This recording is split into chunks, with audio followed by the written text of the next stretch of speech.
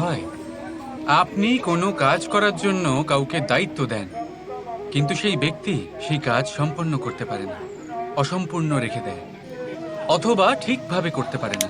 এবার এই পরিস্থিতিতে কি হয়? আপনি ক্রুদ্ধ হয়ে যান, তার উপরে আপনি রেগে যান, তাকে তিরস্কার করেন, আর তারপরে সেই কাজ সম্পন্ন করতে আপনি নিজেকেই নিযুক্ত করেন, আর শেষ পর্যন্ত সেই কাজ সম্পন্ন হয়েই যায়। এবার এই বিষয়ে সমস্যা সেই ব্যক্তির চেষ্টায় নয়, সমস্যা আপনি যে সেই ব্যক্তিকে ভরসা করলেন তার ছিল।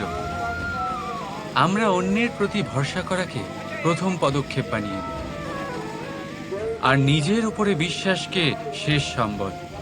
কিন্তু তার বদলে এটাই হওয়া উচিত যে নিজের উপরে ভরসাকে আমরা প্রথম পদক্ষেপ বানাই, তাকে নিজের সহায় মানতে হবে। যদি আপনি এমন করেন, তাহলে পরিণাম আরো সুখকর, আরো আনন্দদায়ক হবে। তাই মনে রাখবেন, এই সংসারে আপনার সব থেকে বড় ভরসা আর কেউ নেই। এই সংসারে আপনার সব থেকে বড় রক্ষাকর্তা আর কেউ নেই, বরং আপনি নিজেই। রাধা রাধা। সংসারে সব থেকে বেশি দামি কি, সব থেকে বেশি মূল্যবান কি? কেউ বলবে সোনা, কেউ বলবে রত্ন, কেউ বলবে মুক্ত, কেউ বলবে মানিক। এগুলো কতটা মূল্যবান? ধরুন, কিছু সোনার মুদ্রা দিয়ে আমরা মুক্ত কিনতে পারি, কিছু মুক্ত দিয়ে একটা মানিক, কিছু মানিক দিয়ে কিনতে পারি একটা হীরে।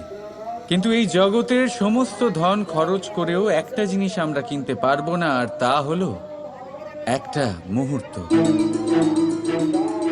কি হলো? সত্যি সামনে এসে গেল।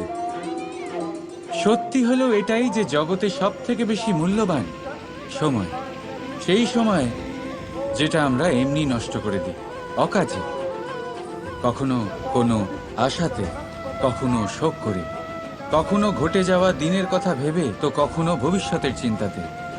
এই সময়ের সদ্ব্যবহার আমাদের করা উচিত। এই সময়ের সদ্ব্যবহার করে আমাদের ধন অর্জন করা উচিত, মহান কাজ করা উচিত, আমাদের ব্যক্তিত্বকে উদার করা উচিত, ভালো কাজ করা উচিত, সকলের সাথে আনন্দ ভাগ করা উচিত।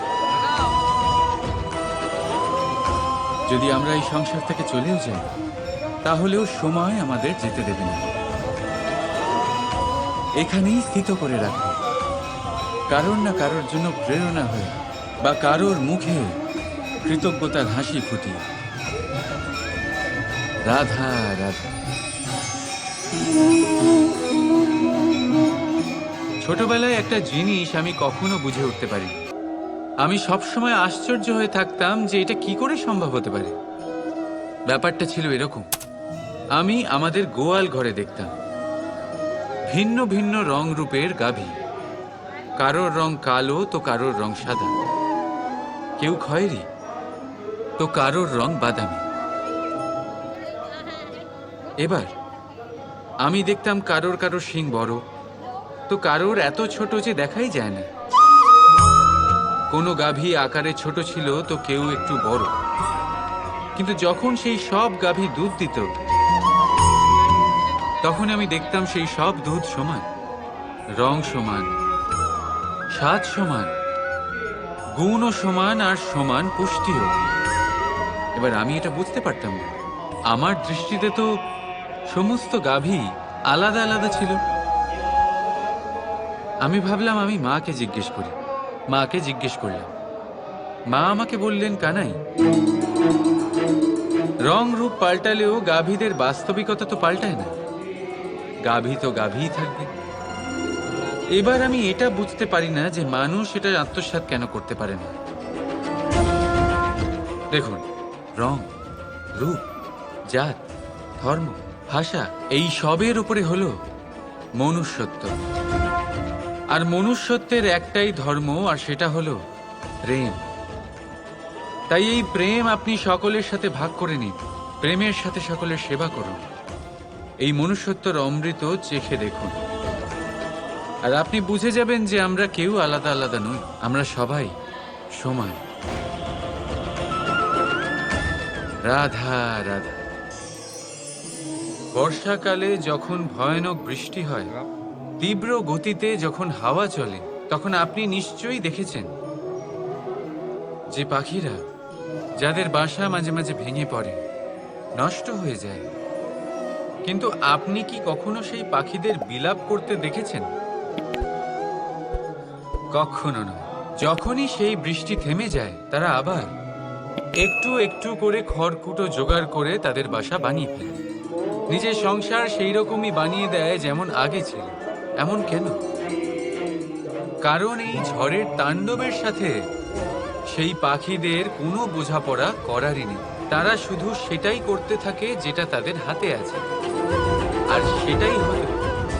আর এটাই হলো সুখী জীবনের মূল মন্ত্র। যেটা আপনার হাতে নেই তা নিয়ে বিলাপ করে আপনার কোনো লাভ হবে না। মনোসংযোগ তাতেই করুন যা আপনার হাতে রয়েছে। যা বদলে গেছে তাকে আপনি আবার বদলাতে পারবেন না, কিন্তু যা আপনি বদলাতে পারবেন তাতে মনোসংযোগ করুন। এই জীবনে একটু ধনাত্মক হয়ে উঠুন, দেখবেন সব শুভ হবে। রাধা রাধা। বন্ধুত্ব সংসারের সব থেকে বড় সম্পর্ক। এই বন্ধুত্ব জীবনে মা, বাবা, ভাই, বোন, এইসব সম্পর্ক আমরা বাঁচতে পারি না, কারণ এগুলি আমরা জন্মের সাথেই পাই। কিন্তু বন্ধুত্ব একটাই এমন সম্পর্ক যেটা আমরা বাছাই করতে পারি, যা আমরা বানাই, যা আমরা এগিয়ে নিয়ে যাই। তাই এই বন্ধুত্ব নিয়ে গর্ব করুন। যাকে আপনি বন্ধু বেছেছেন তাকে নিয়ে গর্ব করুন। যদি আপনারা দুজনে একসাথে থাকেন তাহলে সেটা নিয়ে গর্ব করুন। যদি আপনার বন্ধু জীবনে এগিয়ে যায়, সফলতা পায়, তাহলে গর্ব করে বলুন, এই সফল মানুষটি আমার বন্ধু। যদি আপনার বন্ধু কোনো কারণে পিছিয়ে পড়ে, কোনো বিপদে পড়ে যায়, তখনও গর্বের সাথে তার পাশে দাঁড়িয়ে বলুন যে এই মানুষটি আমার বন্ধু।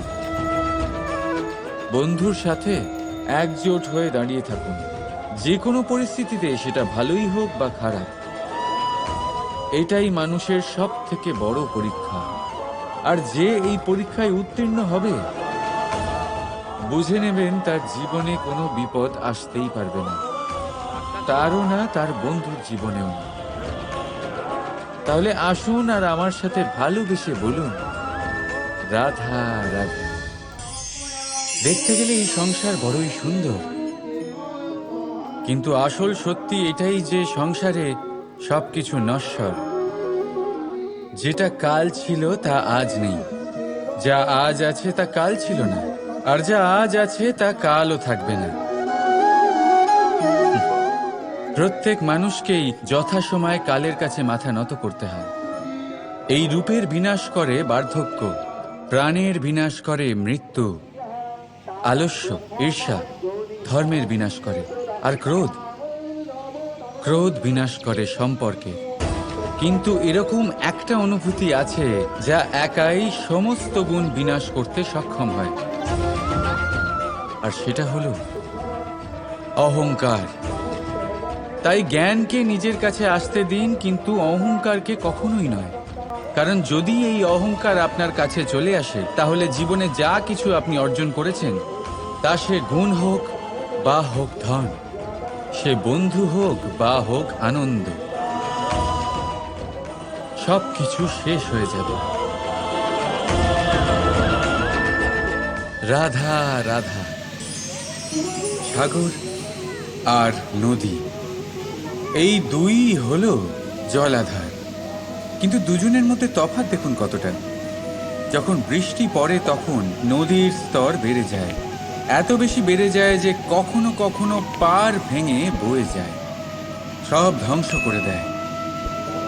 কিন্তু যদি বৃষ্টি না হয়, তাহলে শুকিয়ে যায় এই নদী, একটা ক্ষীণ ধারায় পরিণত হয়। অন্যদিকে আছে সাগর। এবার সাগরকে দেখুন, যদি নদী এসে সাগরের সাথে মিশেও যায়, তাহলেও সাগরের স্তর বেড়ে ওঠে না। সূর্যের তাপ যতই বেড়ে যাক না কেন, সেই তাপের কারণে সাগরের স্তর কমে যায় না। শান্ত হয়ে থাকে, সবেতে সামঞ্জস্য রাখে। আর সেই জন্যই তো এত বিশাল, এত মহান হয় এই সাগর। যদিও আপনিও মহান হতে চান, নিজের ব্যক্তিত্বকে বিশাল বানাতে চান, তাহলে মনে রাখুন, আপনাকে সাগরের মতো হতে হবে। শান্ত চিত্তে থাকুন, সবকিছু সমান রাখুন। যদি জীবনে কিছু বেশি সুখ চলে আসে, তাহলে নিজের বোধ বুদ্ধি হারাবেন না। যদি জীবনে দুঃখ আসে, কষ্ট আসে, তাহলে আপনার দৃঢ়তা, আপনার লক্ষ্য আর আপনার শক্তিকে ভুলবেন না। কারণ এই শ্রেষ্ঠত্ব ব্যক্তির আচরণ মানা হয়।